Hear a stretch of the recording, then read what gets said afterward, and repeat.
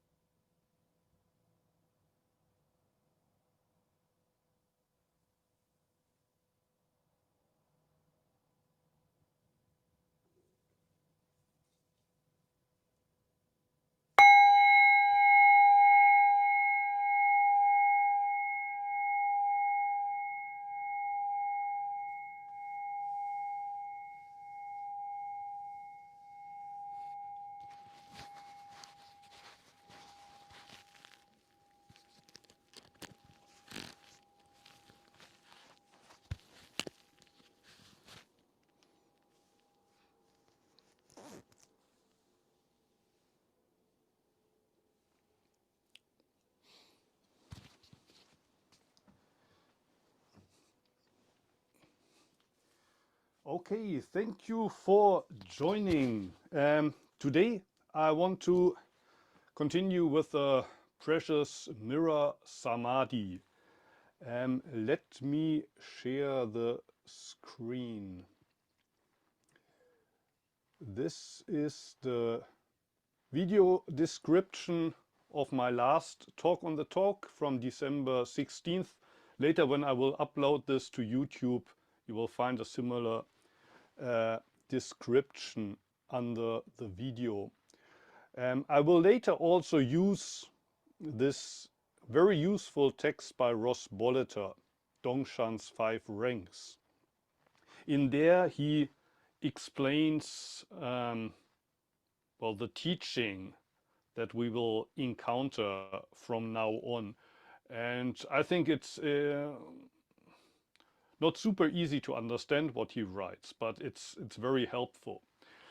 Also, there's a Wikipedia article on the same 5 ranks, which I can also recommend. But first of all, I want to read the text once more from the start. The Dharma of thusness, this thing here. And again, for me, this thing means the here and now. This one moment, this space where we always are, but most of the time our mind is somewhere else. But still, we always have it.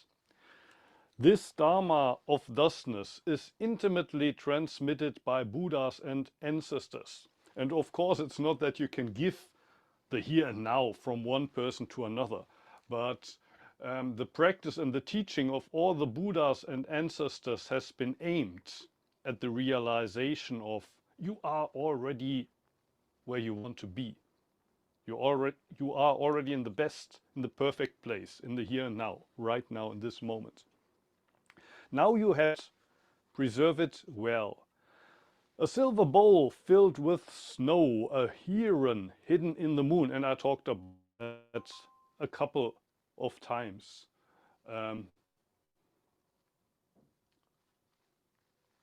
They're almost indistinguishable, but still they're separate. And maybe here he's already talking about these two truths, the absolute and the relative, or the essential and the contingent, as Bolleter calls them. But you could also say that silver bowl filled with snow means refers to original enlightenment and practice. We're already Buddha, but from day to day we have to practice being a Buddha. Our daily Zazen practice is like snow that falls on a tablet that's originally silver. So there's nothing to gain, but still you have to continue to practice day by day. Taken as similar, they are not the same. Not distinguished, their places are unknown. The meaning does not reside in the words, but a pivotal moment brings it forth. So it's not in the words, it's not in the text, but depending on your life situation, you have to say something. I think that's also the title of a book by Katagiri Roshi, a Japanese teacher that lived in Minnesota for a long time. You have to say something. Even though you know you can't express it in words, you have to say something. And sometimes just saying good morning or good evening is enough. Move and you are trapped. Miss and you fall into doubt and vacillation. Turning away and touching are both wrong, for it is like a massive fire. So when you search for it, you will never gain it. But then when you say, well, I don't need to search for it, there's nothing to find anyway, I already have it. That's wrong also. That's wrong also. To say you are already enlightened is wrong. To say that you need to get enlightened in the future is also wrong. So what do you do? Just to portray it in literary form is to stain it with defilement. And we already said this text also is an attempt to literally portray it. In darkest night, and here the first of the 5 ranks is described. In darkest night, it is perfectly clear. In the light of dawn, it is hidden. The darkest night stands for the absolute. I think I held this up the last time as well. These are the 5 ranks in Chinese. This one would be the first, the absolute. And inside the absolute, you have the relative. The darkest night. Why does the darkest night stand for the absolute? Because when it's completely dark, you can't see differences. Differences disappear in the darkest night. But then it is perfectly clear, he says. When it's darkest, you see it most clearly. While when the morning sun rises and you see shapes again, you see differences, then it hides. So the absolute hides in the relative. And you could say the relative is contained in the absolute when it's completely dark. It is a standard for all things. Its use removes all suffering. Although it is not constructed, it is not beyond words. It is a standard for all things.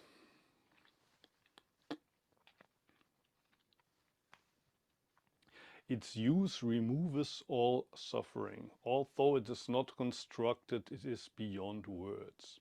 And after this, like facing a precious mirror, this is the second rank. Before I talk about that, I want to get a little bit more deeper into the first rank. And for that, let's have a look at the book by Ross Bolleter, Dongshan's 5 Ranks. Right in the beginning, he's quoting a different text that's also attributed to Dongshan, or Japanese Tozan, who's supposed to be the author of the precious mirror Samadhi, but also the person who first came up with the idea of 5 ranks, or 5 different views on the same reality. And in this text, he's basically more or less clearly making the distinction of the 5 ranks. And another version of this you have on Wikipedia. So on Wikipedia also you have the 5 ranks, and the same text is quoted here. I prefer the 2 translations that you have on Wikipedia. One is by Miura and Sasaki, the other one is by Thomas Cleary. So let's have a look at the first rank.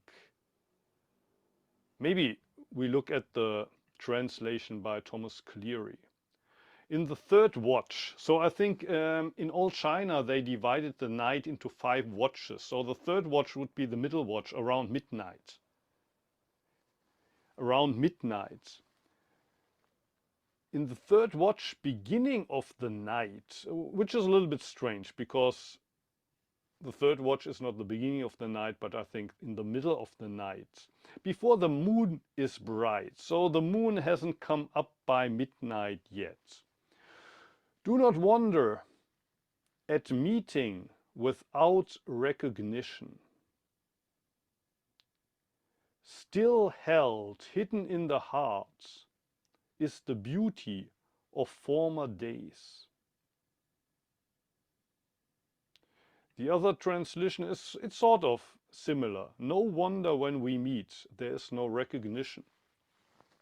The question here is, what is meeting there? without recognizing. To me, it sounds almost like you're already meeting with that thing that you are looking for, the Dharma of thusness, your true self. But because it's in the middle of the night, you don't recognize it.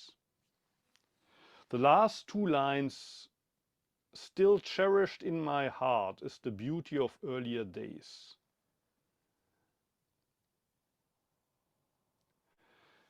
You have a, how do you say, almost nostalgic memory. Like, I don't know, it almost sounds like a person who's looking for his loved one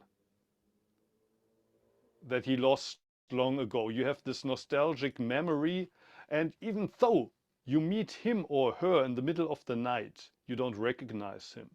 So for me, that sounds like somebody who's looking for his true self and always being so close to it without realizing it. But I think when you read this, you see the, how do you say, similarity to this line, but there's also difference. The similarity is, in both cases, we talk about a dark night. But the difference here is, in this text, it says it's perfectly clear. While in the other text, in the Gatha, it says, before the moon appears, there's no recognition. Nothing is clear in this text. This text here, for me, sounds almost like the 10 ox herding pictures in the beginning. The herd feels like something is missing.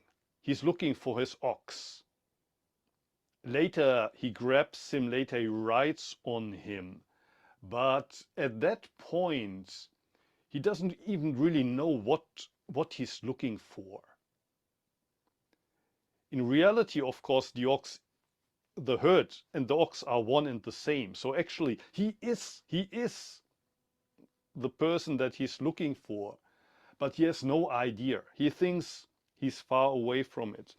So one thing that I find very confusing about this text that I'm talking about is the 5 ranks are an essential part of it.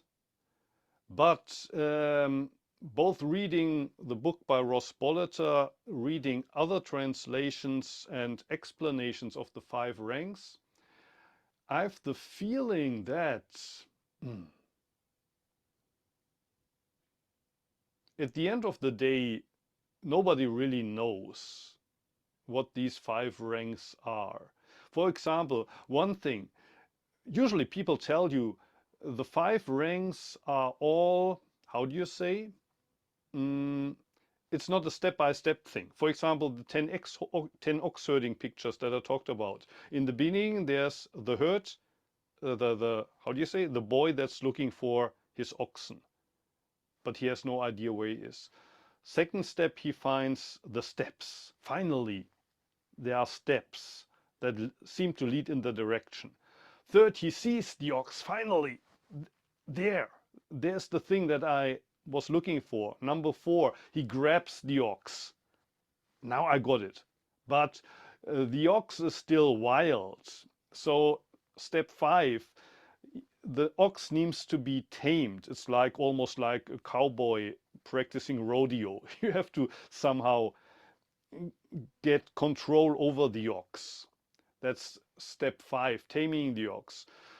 Step 6, finally, you can ride peacefully on the ox back home. Step 7, back home, the ox has disappeared. The ox that you had been looking for all the time. So finally, you're a normal person again. Everything is back to normal, so to speak. That's step 7. Step 8 is an empty circle. Emptiness. Nothing to grasp, nothing to gain. Everything just empty. Step 9, there are flowers blooming. there's something blooming. And I think the flowers stand for compassion. You realize my problem has been solved. I finally found what I was looking for. I return empty-handed, as Dogen would say. I return finally empty-handed. There's nothing I can show. It's only that my nose is straight and my eyes are vertical. But now you realize my problem has been solved, but I want to share that. There are others who are crying for help. I need to communicate something, even though I know there's nothing to communicate. And even if there was something to communicate, words can't communicate it. Still, you try to do it. I need to do it. So step 10, you return to the world. And these 10 oxherding pictures, they are very famous, but they go step by step. So I never heard anybody say that step 1 and step 10 are basically the same. There's a step-by-step procession. But with the 5 ranks by Dongshan or Tosan, everybody seems to agree there's no progression here. All of them are equal, not the same view, but how do you say? They have equal worth. One is just as true as the other. There's no procession here. But to me, especially when I read the Gatha in the beginning, you have the dark night and there's still this hidden memory, but when you meet, you don't recognize clearly. That doesn't sound to me like a realization of truth. For me, that sounds more like the first or second of the ox-herding pictures. So all of this is very confusing. And today, I won't get so far, but one thing that I found helpful, I doubt that there's an English translation, but there's a German translation of a talk by a Japanese Zen master called Hisamatsu on the 5 ranks. And he writes calligraphy for each of the 5 ranks. He gives a poem, a Chinese poem. And this is the first rank. And this poem in English would be sitting by the blue river, the birds are all white. The flowers at the green mountain are starting to bloom, or they want to bloom. So this is the first rank. And in my idea, basically, that stands for one moment in time, one place in the world, but it's not one out of many moments. It's not one place out of many places in the universe, but in this moment, in this place, you see the whole universe. Or to use a different metaphor, you stand at the top of the mountain. There's only one mountaintop, this mountaintop that you're standing, but you see the whole world from this one mountaintop. The whole of time is contained in this one moment. This one moment is not one out of many, but the whole of mankind, the whole history is contained in this one moment. And the second rank I talk about next time, but just to make maybe the difference a little bit clear, the difference how I understand it. I think I talked about this famous phrase by Ummon, or Japanese Yummen, every day is a fine day. Every day is a fine day. And I think when I talked about that about 2 years ago or so in this class, I said, actually I disagree with Ummon, because not every day is a fine day. There's only one day that's a fine day. It's today. There's only one day that's a fine day. Today. How can you say that every day is a fine day? No comparison is possible. Only 2 days a fine day.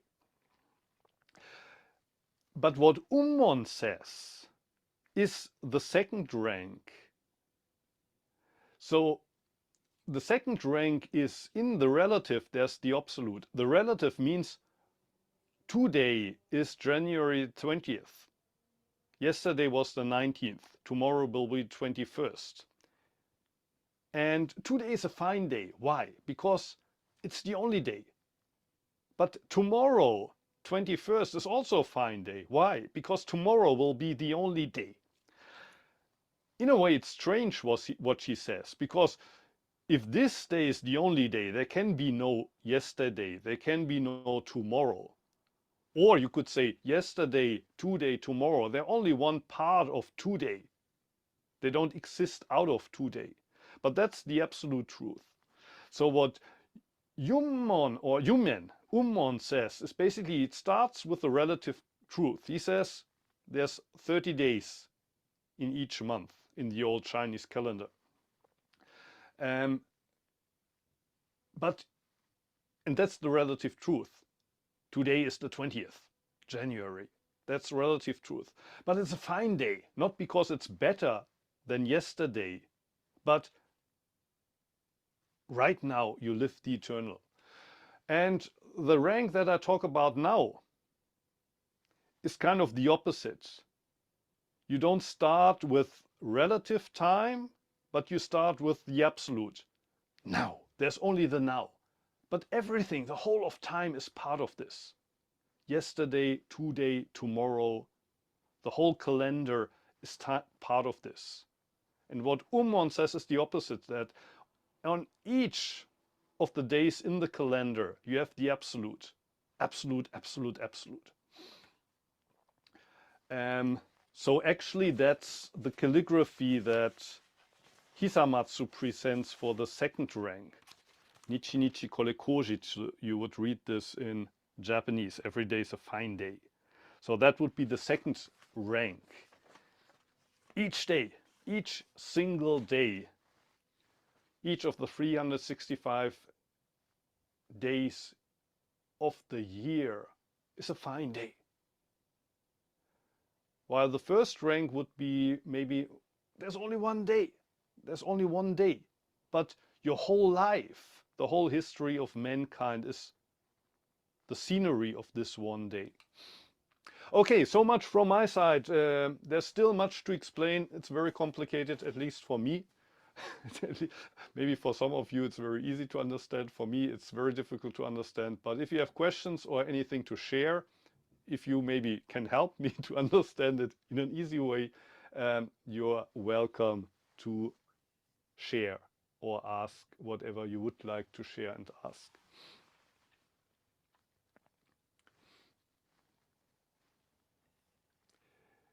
Either you raise your hand or you can just unmute yourself and ask like this. No questions?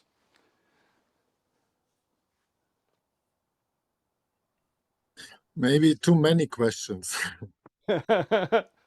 Okay, so you're also confused. Then I'm, how do you say? I feel good to hear that. But you said you have to say something, so I said something. Yes. So do you have one question that's most important to you? It's happened often to me that when I'm asked if I have one question that is very important, Yes. I don't know. I don't have. I feel like I don't have a question. Like it's like when I was first time, and it was a Zen teacher from the Netherlands. Yes. At a weekend session, very small session, session, not session. I was in this. I didn't know how it was called. In those time, it was Rinzai Zen, and I could be alone with him, and he said, "Do you have a question?" Yes. It was same feeling. I didn't have a question. And then I went out, and then he said, "Mach was draus. Do What did he say? something. Make something from it. Mach was draus." Ah, mach was draus. Okay. So this is like a koan I koan I'm transporting with me. Sometimes I think I understand it, and sometimes I think, okay, I have to think it all my life about it. Yeah.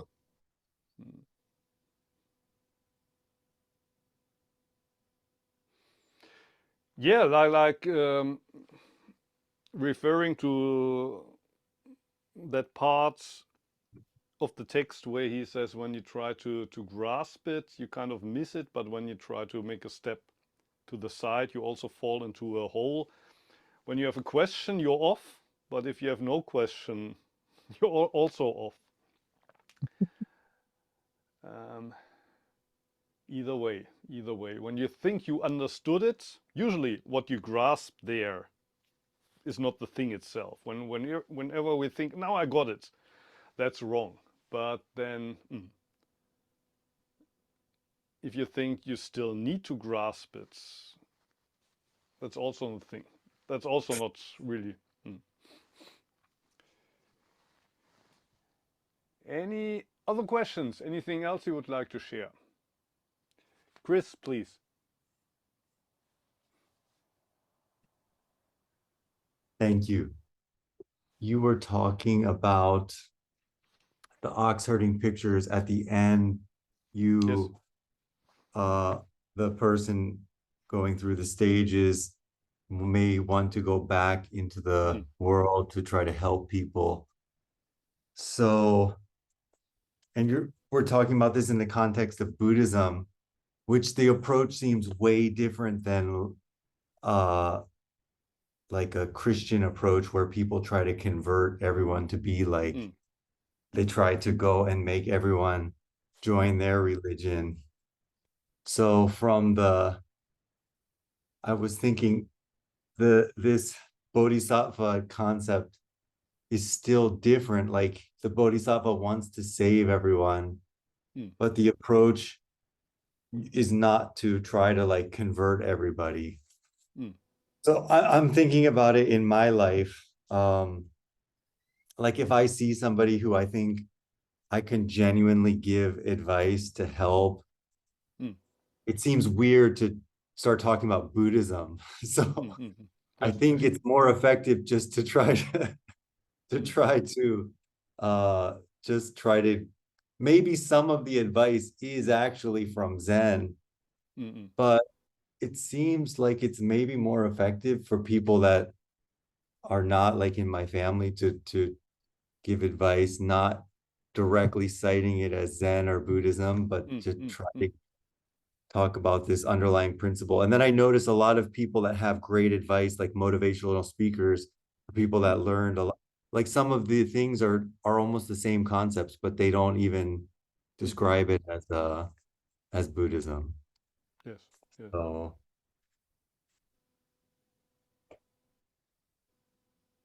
but I guess for you are a Zen teacher, so you can just do it as Zen. So I can, but also often people ask me, how do you, as a Zen teacher, think about this or that? I'm always kind of a little bit confused. What do you mean as a Zen teacher? It's not that as a Zen teacher or as a Buddhist, you would have this or that view. Like you said, in Buddhism, you don't try to convert people. The question would be convert to what? It's just about making people realize that they're already the persons that they are, or they are already living at that moment that they live. So there's really nothing to convert somebody to, unless you think that as a Buddhist you must make people believe in how do you say, reincarnation and karma. But all of these concepts I can live without them. Like I'm one of these Buddhists, and I think in Zen you find comparatively many of them who say, well, reincarnation, karma, I can do without it. I'm either way, for me, either way is fine. So I don't want people to believe this or that. It's just that I found a lot in Zen, or you could even say Zen saved my life in a way. And I don't know if it's the right way for everybody, but I have the feeling that probably it's a helpful way for others. So I would like to contribute whatever I can to others to at least show here there's this way of returning to the here and now, and just like snow falling on a silver tablet, practicing that on a day-to-day basis, for example, in the form of just sitting, Zazen, as we did in the first 30 minutes. But as you said, it's not that my dream is to make whole humankind sit 10 minutes every morning and night or whatever, or to, I don't know, take refuge into this or that Buddha. Not at all, not at all.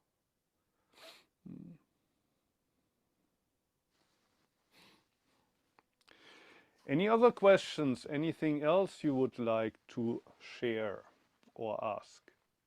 Yeah, I did. Although, I'm thinking about the ox. Can you hear me? Yes, a very, very low volume, but I can hear you.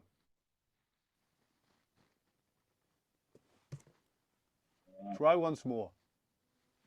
Can you hear me now? I can hear you, but the volume is very, very low, or the connection is not good. Okay, then next time. That is today. Then next time, I do not ask today. It's too difficult. No.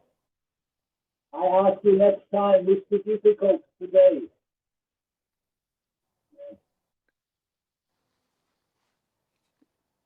Can anybody understand, Werner? What I can understand, I asked the last time, but then I don't understand what you say after that. Maybe you can write it into the chat function. I think he said he will ask it next time. Maybe not today. Okay, okay, good. Next time.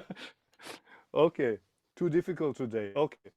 And I think before Werner asked his question, I heard somebody else speak. Was there anybody yeah, else? I think that was Jocelyn? me. Yeah. Yes, please. Well, yeah, I'm sorry. I mean, like Chris's question did a great time of bringing it back to like practical things, and I wanted to just say something about the text again, but it was just on this quote about it's bright just at midnight, it doesn't appear at dawn, and Yes. you were saying it's something about everything appearing the same in the darkness of midnight. But Yes. then I was thinking about last time, and we were I really need notes when we talk about this text, but we was talking about the moon and the moon being a symbol of the absolute. Yes, So yes. I wondered if it wasn't that, but it was at midnight. The moon is bright in the sky, and at dawn, you can't see the moon. That's because when I first read those lines, that's what it seemed to me. But I think when we talk about this text, I need to keep notes week to week about what was a symbol for what. But anyway, I'm enjoying it anyway. Yeah, we talked about if the heron stands for the absolute or the moon. If we say one is the absolute, one is the relative. For me, the heron is more part of the relative world than the moon. But in the case of the night, when the moon comes up, you can see, well, you can see shapes, trees. So in this case, in the case of the night, when it's absolutely dark, pitch black, that would be for me the absolute. All is one. There are no distinctions. The question again, that's one of the reasons why I don't understand, for example, the connection to the other Gatha that Tosan wrote.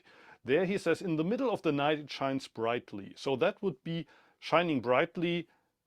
If that's the relative, then the middle of the night. In the absolute you have the relative. But here he says,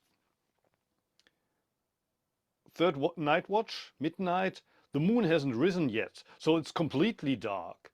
So there's nothing relative. And then he says, at dawn it disappears. So what?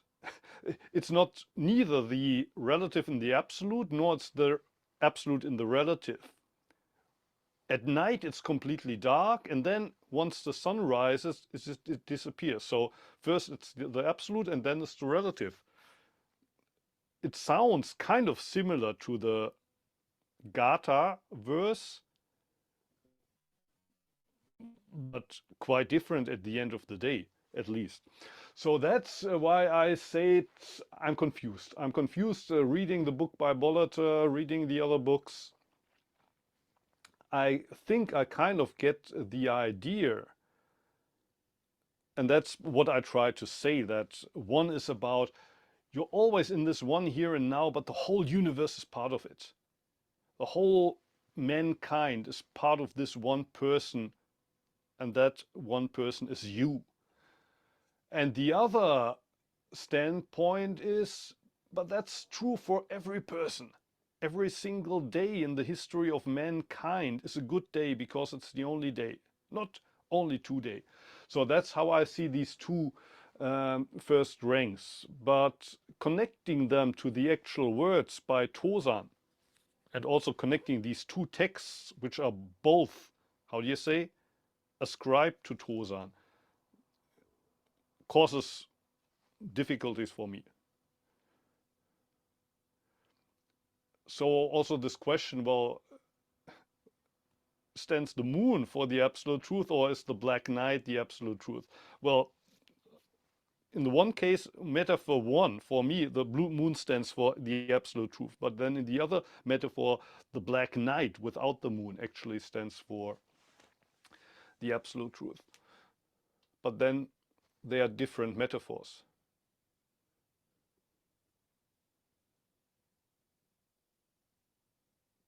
Thing comes to my mind, it's like we are all equal, Yes, but we are all different. yes, That's through the same time. yes. So maybe this is what makes us hard to understand this, because there are two truths, and they are both the truth, but they sound like the opposite. Like we are all one, but we are all different. Yeah, that's actually a quite good example in our everyday life. We all say that we are all equal, and we all say we're all different. Diversity is important, and it's important that we acknowledge the differences. But how can we all be equal if we're all different? And well, diversity, differences, that would be the relative truth, and equality would be absolute truth. And one simple explanation of this equality inside diversity would be that although we're all different, completely different nationalities, genders, age, whatever, political views, none of us is the same. We're equal in the respect, in the meaning, in the sense that for each one of us, we're living our own universe. It's kind of late already, but that's for me that's the point of the trolley problem. Like, do you kill one person, or do you rather kill 5 persons? And for many people, the problem is about pulling the lever. I can save 5 people by pulling the lever, but then I need to kill 1 person. Can I take this moral responsibility on me? For me, the problem is less about this kind of act of pulling the lever, but the realization that even if only 1 person dies, in a way you could say it's the same as if 5 persons die, because the universe dies in that moment. From the relative point of view, of course, 5 people are more important than 1. But from the absolute standpoint, you can't make a comparison there. Even 1 person is the whole universe. So in that respect, we are all equal, because each one of us is the universe. Each one of us is living the eternal now. But at the same time, we're all completely different. So yeah, that's a beautiful example of relative truth and absolute truth, and both of them being equally important. You can't deny each of these. Both of them are equally true, but somehow they contradict each other. Okay, thank you very much for joining. Sorry for talking so much. Although this text and all the texts say you can't express it in words. You can only dilute it, how do you say? Defile it with your words. I'm always talking too much. Sorry for that. Next week, 27th, is that already Chinese New Year? Or it's a day before Chinese New Year, I think.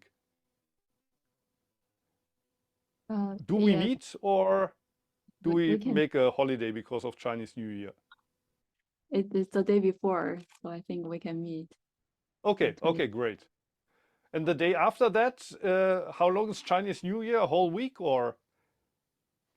Yeah, but we have class in the morning too, so it's okay for Okay, Chinese New Year. okay. Okay, so 27th next time, and I talk about Sawaki Roshi to you.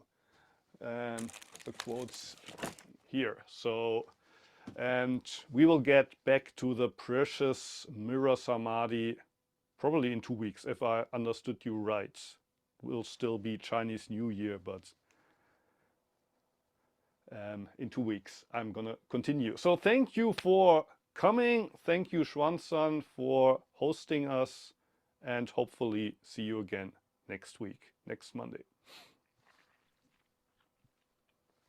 Thank you for talking so much. Thank you. Thank you, Thank you Muho. for listening. Have a good week, everyone. Yes, you too.